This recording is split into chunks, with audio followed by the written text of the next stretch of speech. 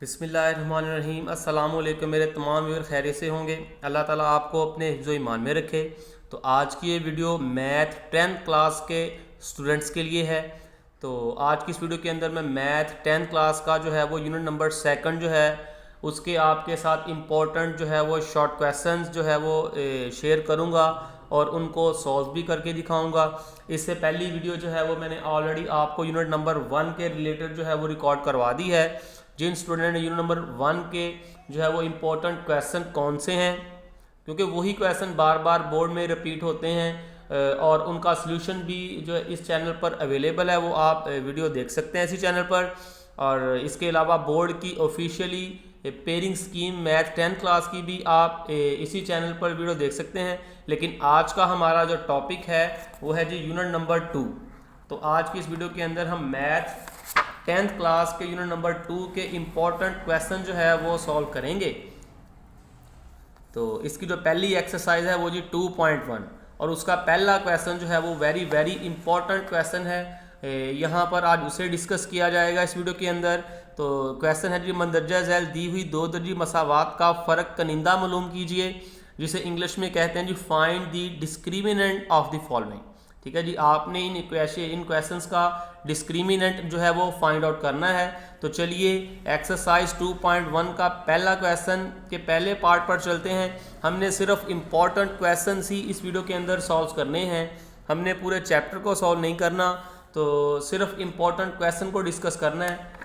तो 2.1 का जो पहला क्वेश्चन है वो है जी 2x² plus 3x minus 1 is equal to 0। इसका आपने निकालना है जी डिस्क्रिमिनेंट, जिसे उर्दू में कहते हैं फ़र्क कनिंदा। ठीक है जी, तो सबसे पहले आपका जो दिया हुआ क्वेश्चन है वो स्टैंडर्ड फॉर्म के अंदर होना चाहिए। स्टैंडर्ड फॉर्म का मतलब पहली रकम के साथ x² हो, जो दूसरी रकम है वो x वाली हो, और तीसरी रकम जो है वो कांस्टेंट हो उसके साथ। तो ये हमारा क्वेश्चन जो है, ये 4 पार्ट हैं इस क्वेश्चन के, वो 4 के 4 ही स्टैंडर्ड फॉर्म में है। तो स्टैंडर्ड फॉर्म में कन्वर्ट करने की ज़रूरत नहीं है। ठीक है जी, जो भी टर्म x² के साथ होगी उसका नाम होगा a। तो आप चेक कर सकते हैं x² के साथ है 2, तो यहाँ पर a की जो वैल्यू है वो है 2, और जो टर्म x के साथ होती है उसे b कहा जाता है। तो b की वैल्यू आ गई हमारे पास 3। ठीक है जी, जो कांस्टेंट बच जाता है उसे c कहा जाता है। तो c की वैल्यू यहाँ पर हमारी पास बनती है -1। तो अब हम क्या करेंगे जी, डिस्क्रिमिनेंट का फार्मूला इस्तेमाल करेंगे। डिस्क्रिमिनेंट का फार्मूला है d is equal to b² minus 4ac। ठीक है जी, अब आपने क्या करना है, इनके अंदर वैल्यूज पुट करनी है। तो आप देख सकते हैं b की वैल्यू 3 है, तो b की जगह 3 लिख दें, ऊपर स्केयर है तो स्केयर डाल दिया जाएगा, -4a और c। तो यहाँ पर आप a और c की वैल्यू लिख देंगे। a की वैल्यू है 2 और c की वैल्यू है -1। ठीक है जी, a की वैल्यू है 2 और c की वैल्यू है -1। तो डियर स्टूडेंट, यहाँ पर आप चाहें तो कैलकुलेटर यूज़ कर लें, अदरवाइज कैलकुलेटर वाला काम है नहीं, लेकिन फिर भी आप यूज़ करना चाहते हैं तो 3 का कैलकुलेटर के साथ स्केयर ले सकते हैं। 3 का स्केयर हो गया आपके पास 9। ठीक है जी, अगर तो आप विदाउट कैलकुलेटर, अगर आप कैलकुलेटर के साथ सॉल्व करना चाहते हैं, आप ये वाली टर्म्स विद साइन सारी की सारी कैलकुलेटर पर लिख दें, आपका आंसर निकल आएगा। ठीक है, अदरवाइज आप कैलकुलेटर के बगैर करना चाहते हो तो माइनस ये वाला ऐसे का ऐसे ही आ गया। तो ये जो टर्म है इसके ऊपर कैलकुलेटर आप चला सकते हैं। कैलकुलेटर चलाते हुए आपने इस बात का ख्याल रखना है कि जैसे लिखा हुआ है एज इट एज ही लिखना है, आपने ब्रैकेट भी मिस नहीं करनी। ठीक है जी, तो 4 लिखेंगे, आप अपना कैलकुलेटर निकालें, लिखें 4 ब्रैकेट शुरू 2 ब्रैकेट क्लोज ब्रैकेट स्टार्ट -1 और ब्रैकेट क्लोज और इक्वल साइन आप प्रेस करेंगे तो आपके पास जवाब आएगा 4 2 बार 8। ठीक है जी, उसके बाद ये दोनों माइनस और माइनस आपस में मल्टीप्लाई होंगे, माइनस माइनस हो जाएगा प्लस, और इनको ऐड कर देंगे 8 और 9 17 जो है वो आपका डिस्क्रिमिनेंट निकल आया। ये था जी आपका क्वेश्चन नंबर 1 का पहले पार्ट का पहला, और इसके जी 4 टोटल पार्ट है। इसके टोटल 4 पार्ट हैं इस क्वेश्चन के, फ़र्क कनीदा निकालें। आप देख सकते हैं पहला पार्ट है जो मैंने सॉल्व कर दिया, दूसरा है 6x स्क्वायर माइनस 8x और प्लस 3, ठीक है जी। और तीसरा पार्ट, चौथा पार्ट, चारों ही सेम है। तो दूसरा और तीसरा आपको होमवर्क में दिया जाता है, आप खुद करेंगे। अगर आपसे सोल्व ना हो तो आप कमेंट सेक्शन में बताएं, इंशाल्लाह वो भी सोल्व कर दूंगा। लेकिन मैं आपके साथ सोल्व कर रहा हूँ पार्ट इसका लास्ट पार्ट, ठीक है जी। सारे के सारे क्वेश्चन इसके 4 के 4 पार्ट सेम है, तो मैं सॉल्व कर रहा हूँ अब आपके साथ इसका पार्ट नंबर 4। इसके चौथे पार्ट की स्टेटमेंट है जी 4x square minus 7x minus 2 is equal to 0। इसकी भी वही है जी कि आपने इसका डिस्क्रिमिनेंट, जिसे उर्दू में कहते हैं फ़र्क कनीदा, निकालना है। तो जैसे कि ऑलरेडी डिस्कस हो गया, जो चीज़ x स्क्वायर के साथ होगी उसे आप a कहेंगे, ठीक है जी। तो a की वैल्यू मेरे पास आ गई 4। जो चीज़ x के साथ होगी उसे कहा जाएगा b। तो आप देख सकते हैं x के साथ -7 है, 7 नहीं, ये माइनस भी लगा हुआ है, -7। तो b की रकम हो गई -7। और उसके बाद जो c की रकम है, आप देख सकते हैं जो भी कांस्टेंट बढ़ जाए, यानी कि -2 जो है वो है c।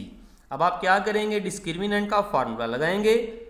Discriminant is equal to b square minus 4ac, ठीक है जी। अब आप क्या करें, इसके अंदर वैल्यूज़ लिखें।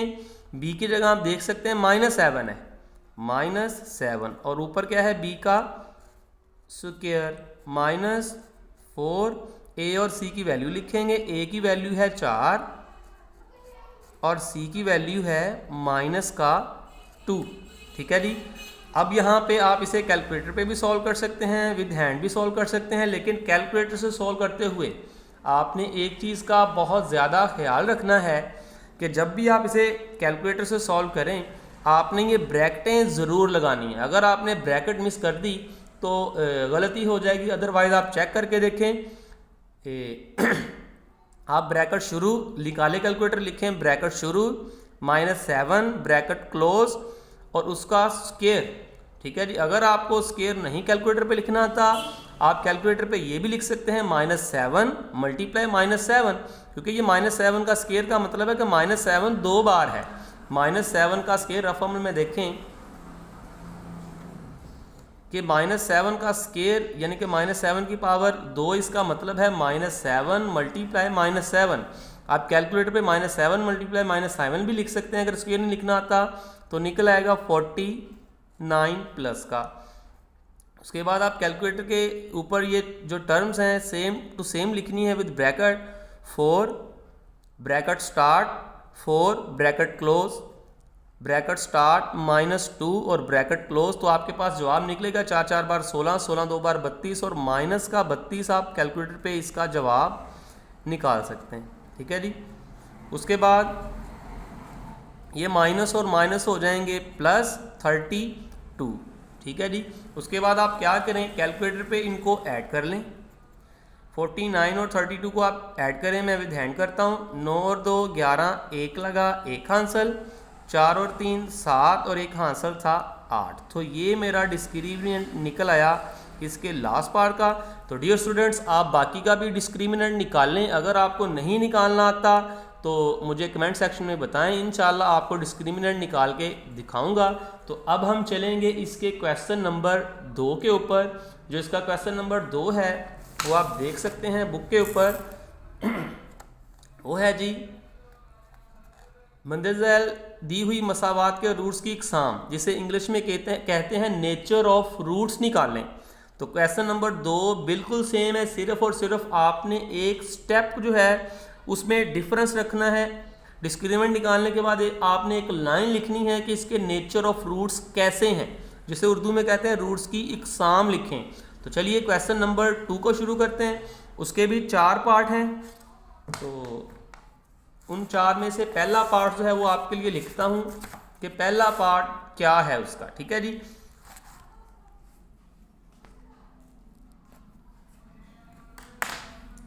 तो तो इसका पहला पार्ट जो है वो शुरू करते हैं जी। क्वेश्चन नंबर 2 क्या निकालना है? Nature of roots. ठीक है जी, रूट्स की इकसाम जिसे उर्दू में कहते हैं, नेचर ऑफ रूट्स आपने निकालने हैं। ठीक है जी, नेचर ऑफ रूट्स निकालें, ये है जी आपका क्वेश्चन। तो दी हुई रकम क्या है आपके पास? जो रकम है वो पहले क्वेश्चन की ये है कि आपने x square -23x plus 120 is equal to 0। ठीक है जी, आपने इसके नेचर ऑफ रूट्स जो हैं वो निकालने हैं। उसी तरीके से आप क्या करेंगे, सबसे पहले इसका डिस्क्रिमिनेंट निकालेंगे। जिस तरीके से आपने क्वेश्चन नंबर 1 का डिस्क्रिमिनेंट निकाला, आपने ये सारे का सारा क्वेश्चन नंबर 2 में भी इसी तरीके से आपने डिस्क्रिमिनेंट सबसे पहले निकालना है। ठीक है जी, तो डिस्क्रिमिनेंट निकालने के लिए आपको पता है जो एक्स स्क्वायर के साथ होती है उसे ए कहते हैं। तो यहाँ पर कुछ नहीं है तो कंसिडर किया जाता है 1 है। तो ए की वैल्यू जो है वो आपके पास आ गई 1। उसके बाद बी की वैल्यू, बी क्या है? जो टर्म भी एक्स के साथ होती है, एक्स के साथ वो बी होती है। आप देख सकते हैं एक्स के साथ है -23। ठीक है जी, उसके बाद जो चीज़ बच जाए उसे आप सी कहते हैं। यहाँ पर सी आप देख सकते हैं 120 है। ठीक है जी, अब आप क्या करेंगे, डिस्क्रिमिनेंट का फार्मूला यूज़ करेंगे, d is equal to b² - 4ac। ठीक है जी, यहाँ पर वैल्यूज़ पुट की जाएंगी। आप क्या करेंगे, b का स्क्वायर यानी कि -23 का स्क्वायर जो है वो आप यहाँ पर लिखेंगे। उसके बाद -4 a और c की वैल्यू लिखी जाएगी। a की वैल्यू आप देख सकते हैं 1 है, और जो c की वैल्यू है वो भी आप देख सकते हैं वो है 120। ठीक है जी, अब आप हाथ से नहीं करेंगे, ये क्वेश्चन की स्टेटमेंट थोड़ी बड़ी हो गई है। आप यहाँ पे यूज़ करेंगे कैलकुलेटर। ठीक है जी, मैं भी कैलकुलेटर यूज़ करता हूँ, आप भी यूज़ करेंगे कैलकुलेटर। तो कैलकुलेटर पे आप क्या करें, ब्रैकेट शुरू करें, -23 लिखें, ब्रैकेट क्लोज करें और उसका स्क्वायर लिख दें। अगर आपको स्क्वायर नहीं लिखना आता तो आप -23 ज़रब -23 करके भी गुजारा कर सकते हैं। 23 माइनस का मल्टीप्लाई माइनस का 23, तो ये मेरे पास आ रहा है जी 529। ठीक है जी, अब आप क्या करेंगे, कैलकुलेटर पे 4 ज़रब 1 ज़रब 120 लिखेंगे। तो मैं भी लिखता हूँ, आप भी लिखें। 4 मल्टीप्लाई 1 मल्टीप्लाई 120, तो ये मेरे पास आ रहा है 480। ठीक है जी, और उसके बाद क्या करेंगे, दोनों सब्ट्रैक्ट हो रहे हैं तो इन दोनों को माइनस करें, यानी कि 529 माइनस 480, तो मेरे पास आ रहा है इधर 49। यहाँ तक जी आपका जो क्वेश्चन है वो सेम टू सेम डिस्क्रिमिनेंट जिस तरह हमने निकाला वही है, लेकिन उसने यहाँ पर डिस्क्रिमिनेंट नहीं पूछा, उसने हमें कहा है नेचर ऑफ रूट्स बताएं। तो यहाँ पर एक फार्मूला आपको बुक से बता रहा हूँ, आप भी वहाँ से इसे कर सकते हैं। ये याद रखना है आपने, आपका जो डिस्क्रिमिनेंट निकला है वो है 49, जो कि 7 का परफेक्ट स्क्वायर है। ठीक है जी, 7 का मुरब्बा आता है, 7 बार 49, तो ये 7 का प्रॉपर एक मुरब्बा निकला है। तो यहाँ पर आपने 4 स्टेप याद रखने हैं डिस्क्रिमिनेंट के लिए, आपकी बुक पर लिखे हुए हैं, आप यहाँ पर देख सकते हैं। 2 दर्जी मसावात के रूट्स की इकसाम बजरिया फ़र्क कनिंदा। ठीक है जी, type of roots with respect to discriminant, ये टॉपिक है 2.1, इंग्लिश वाले भी सुन लें, 2.1.3। ठीक है जी, ये टॉपिक है और ये फ़र्क कनिंदे का 1, 2 और 3, 4 स्टेप हैं जी फ़र्क कनिंदे को चेक करने के। तो जो पहला स्टेप है वो क्या कहता है, तो आपको रफ़ अमल में लिख के दिखा देता हूँ। यहाँ पर हम थोड़ा सा रफ़ अमल कर लेते हैं। फ़र्क कनिंदे के लिए, डिस्क्रिमिनेंट के लिए G D stand for discriminant. ठीक है जी। अगर आपका जो डिस्क्रिमिनेंट है यहाँ पर उसने बुक पर लिखा हुआ है b² - 4ac, क्योंकि ये डिस्क्रिमिनेंट होता है, मैंने b² - 4ac नहीं लिखा, मैंने डायरेक्ट डी लिख दिया। ठीक है जी। अगर आपका डिस्क्रिमिनेंट बड़ा हो 0 से, ठीक है, और मुकम्मल मुरब्बा हो, क्या हो, मुकम्मल मुरब्बा। मुकम्मल मुरब्बे से मुराद जैसे कि 2 का मुरब्बा है 4, 3 का है 9, ठीक है जी, 4 का है 16, 5 का है 25, 6 का है 36, 7 का है 49। ठीक है जी। ये मुकम्मल मुरब्बा है और 0 से बड़ा है। तो आपके डिस्क्रिमिनेंट्स कैसे होंगे, ये पहला केस मैं आपके साथ डिस्कस कर रहा हूं। तो इसके रूट्स नातक और ना बराबर होंगे। अगर ये वाला केस निकल आए तो इसके रूट्स नातक और ना बराबर होंगे। इसके रूट रैशनल और अनइक्वल होंगे। इंग्लिश वाले सुन लें, रैशनल और अनइक्वल। ठीक है जी। तो इसके रूट्स उर्दू में लिख देते हैं, नातक और ना बराबर होंगे। तो आप देख सकते हैं हमारा भी 49 निकला था। तो नेचर ऑफ रूट्स क्या है, इसके रूट्स की इकसाम क्या है, नातक और ना बराबर। ठीक है जी। इंग्लिश में लिखेंगे इसके रूट्स रैशनल एंड अनइक्वल हैं।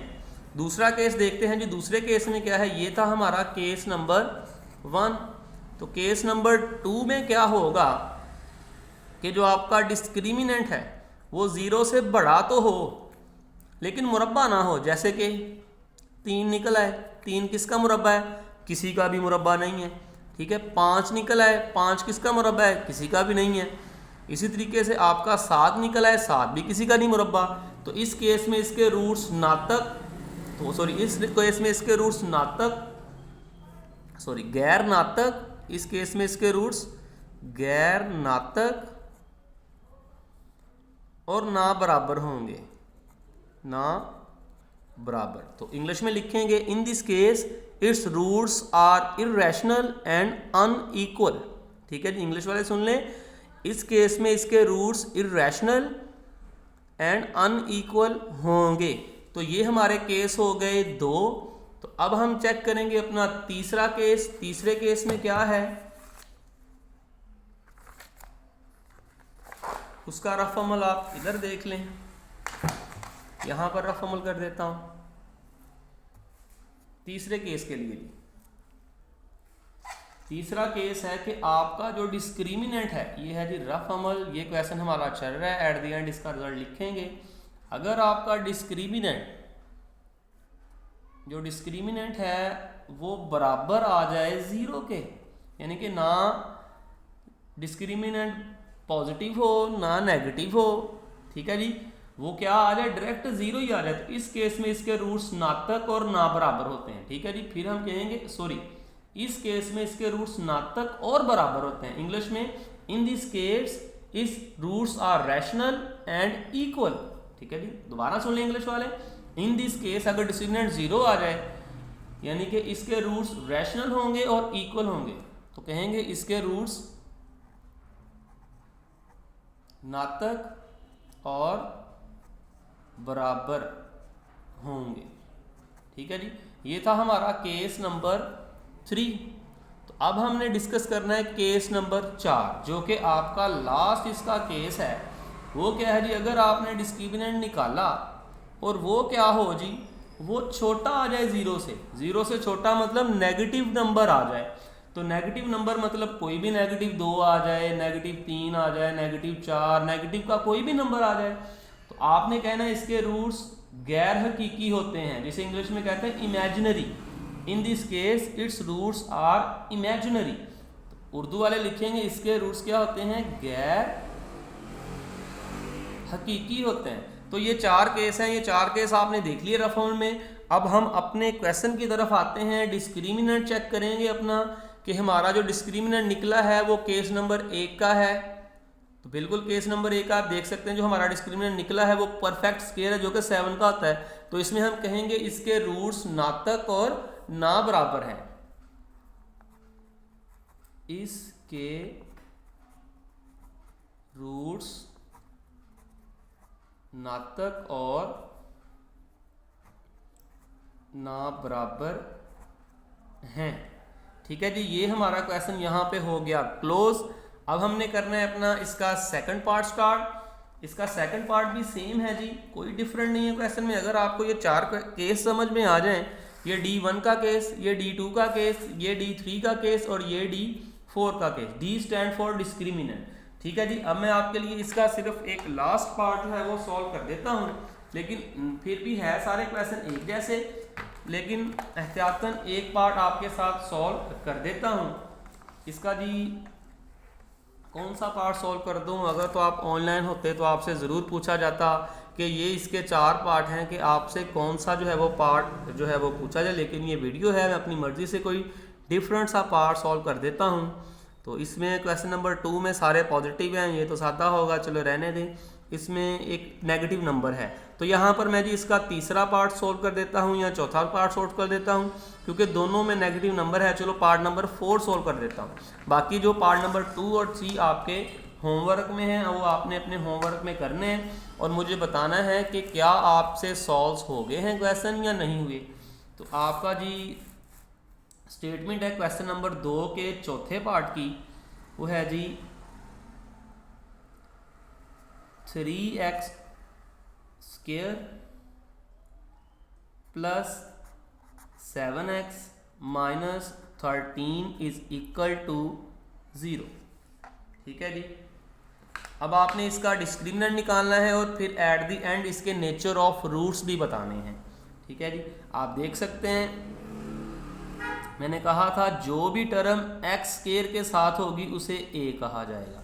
एक्स स्क्वायर के साथ 3, अब मेरा ख्याल ये आपको बहुत अच्छे तरीके से क्लियर हो गया होगा कि ए की रकम क्या है, बी की क्या है, सी की क्या है।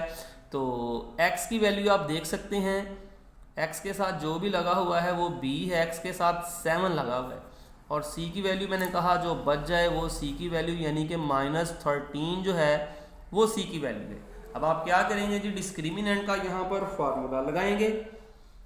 जैसे कि आपको पता है जी, डिस्क्रिमिनेंट यानी कि d is equal to b square minus 4ac। ठीक है जी, यहाँ पर आप वैल्यूज पुट करेंगे, b का स्क्वायर यानी कि 7 का स्क्वायर आ जाएगा यहाँ पे, और -4a की वैल्यू है 3 और c की वैल्यू है -13।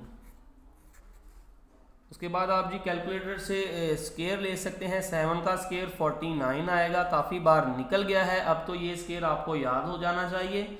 उसके बाद आप कैलकुलेटर चलाएंगे, 4 ब्रैकेट स्टार्ट 3 ब्रैकेट क्लोज, उसके बाद ब्रैकेट स्टार्ट -13 और ब्रैकेट क्लोज।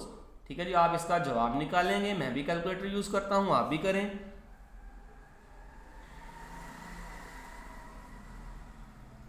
तो मेरे पास निकला है जी यहाँ पर 4 3 -13 का जवाब -156। ठीक है जी, आप भी कैलकुलेटर चलाएं और बताएं।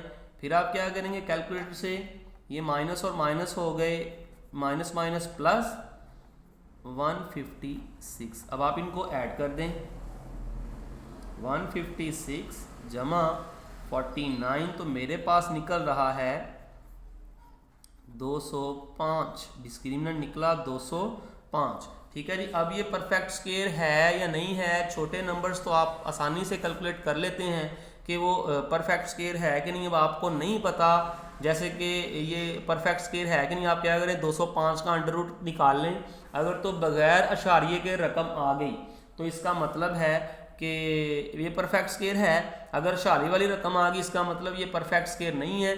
आप भी चेक करें, मैं भी करता हूँ। 205 को कैलकुलेटर पर लिखें, अशारिये वाली रकम आ गई है, ठीक है जी, इसका मतलब ये एक परफेक्ट स्क्वायर नहीं है। तो इस पर अप्लाई होगा आपका केस नंबर 2 कि डिस्क्रिमिनेंट जो है वो 0 से बड़ा तो हो, यानी कि नेगेटिव नंबर ना हो, लेकिन वो परफेक्ट स्क्वायर ना हो, तो इसके रूट्स गैर नातक और ना बराबर होते हैं। तो यहाँ पर मैं लिख देता हूँ, इसके